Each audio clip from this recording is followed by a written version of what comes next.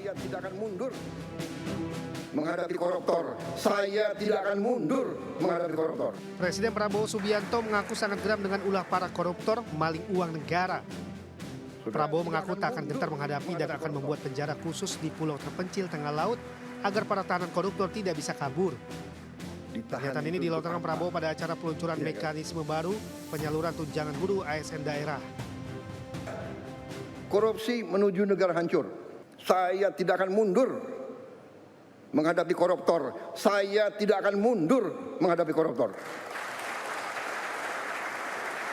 Mereka harus mengerti, saya ini siap mati untuk bangsa dan rakyat ini. Saya tidak takut. Mafia manapun saya tidak takut.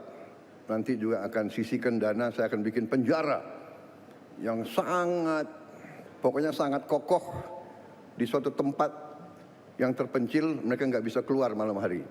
Kita akan cari pulau, kalau mereka mau keluar biar ketemu sama hiu.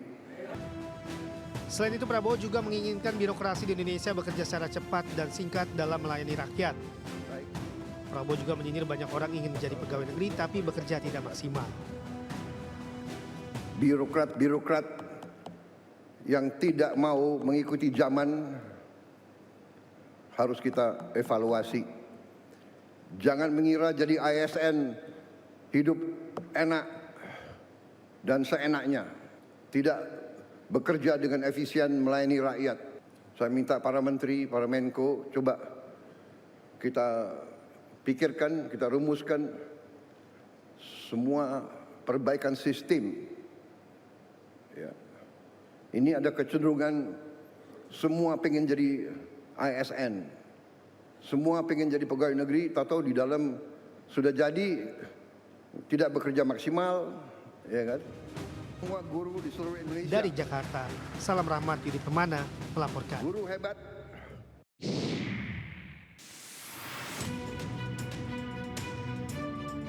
Baru 2 bulan berjalan, Kementerian Keuangan melaporkan anggaran pendapatan dan belanja negara 2025 mengalami defisit sebesar 30 triliun rupiah lebih.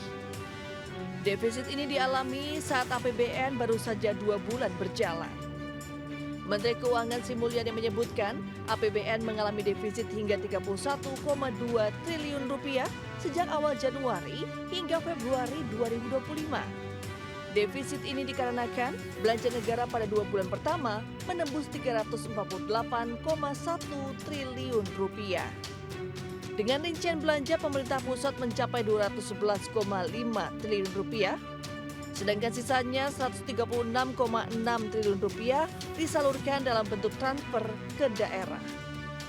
Sementara itu pendapatan negara hingga Februari 2025 menyentuh 316,9 triliun rupiah atau 10,5% dari target. Rinciannya, penerimaan pajak 240,4 triliun rupiah serta penerimaan negara bukan pajak PNBP sebesar 76,4 triliun rupiah. Lebih rinci, pendapatan dari perpajakan, yakni pajak yang mencapai 187,8 triliun rupiah dan bea cukai 52,6 triliun rupiah.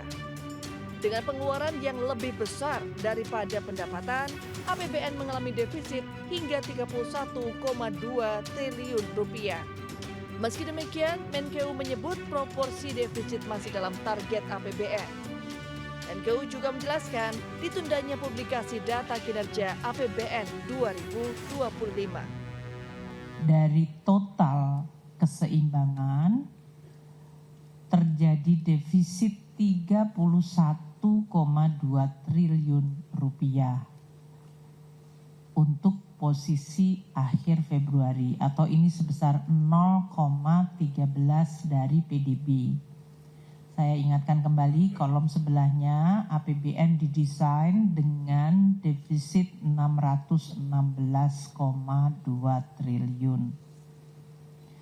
Jadi ini defisit 0,13% tentu masih di dalam target desain APBN sebesar 2,53% dari PDB yaitu 616,2 triliun rupiah.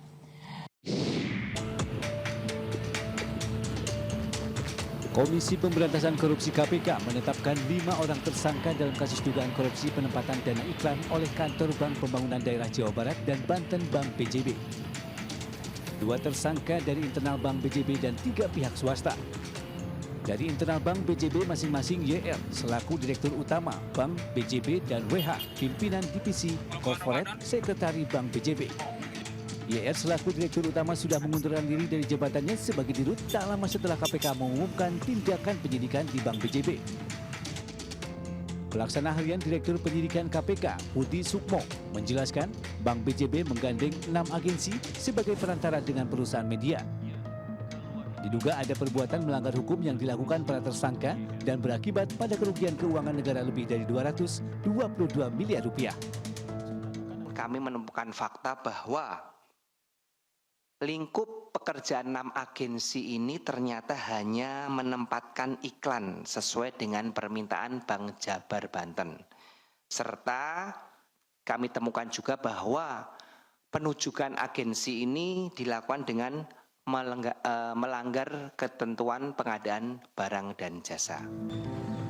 Dalam perkara ini, KPK sudah menggeledah sejumlah tempat termasuk kediaman mantan Gubernur Jawa Barat Ridwan Kamil dan kantor BJB di Bandung. Sejumlah barang bukti dan dokumen serta deposito 70 miliar rupiah telah diamankan penyidik KPK.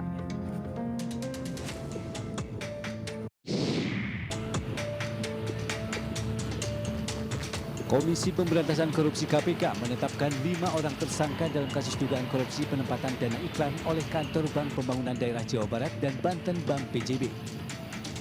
2 tersangka dari internal Bank BJB dan 3 pihak swasta. Dari internal Bank BJB masing-masing YR selaku Direktur Utama Bank BJB dan WH Pimpinan Divisi Corporate Sekretari Bank BJB. YR selaku Direktur Utama sudah mengundurkan diri dari jabatannya sebagai dirut tak lama setelah KPK mengumumkan tindakan penyidikan di Bank BJB. Pelaksana Harian Direktur Penyidikan KPK, Budi Sukmo, menjelaskan Bank BJB menggandeng 6 agensi sebagai perantara dengan perusahaan media. Diduga ada perbuatan melanggar hukum yang dilakukan para tersangka dan berakibat pada kerugian keuangan negara lebih dari 222 miliar rupiah. Kami menemukan fakta bahwa lingkup pekerjaan 6 agensi ini ternyata hanya menempatkan iklan sesuai dengan permintaan Bank Jabar Banten.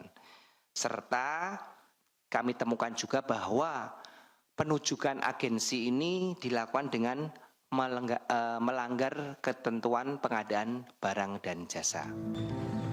Dalam perkara ini, KPK sudah menggeledah sejumlah tempat termasuk kediaman mantan Gubernur Jawa Barat Ridwan Kamil dan kantor BJB di Bandung. Sejumlah barang bukti dan dokumen serta deposito 70 miliar rupiah telah diamankan penyidik KPK.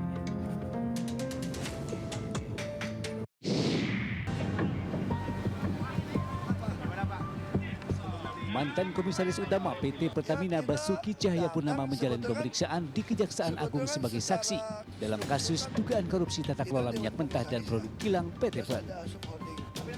Ahok diperiksa selama 9 jam dicecar 14 pertanyaan pokok yang diajukan penyidik Kejaksaan Agung.